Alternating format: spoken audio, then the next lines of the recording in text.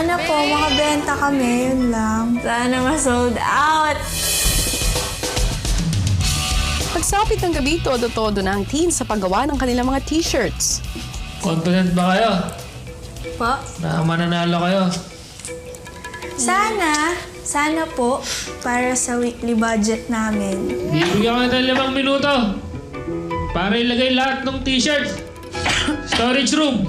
Ang hindi aabot sa 5 minutes. Kahit basa. Hindi na kasama sa bilang. Ay, wala pa ako. Wag po!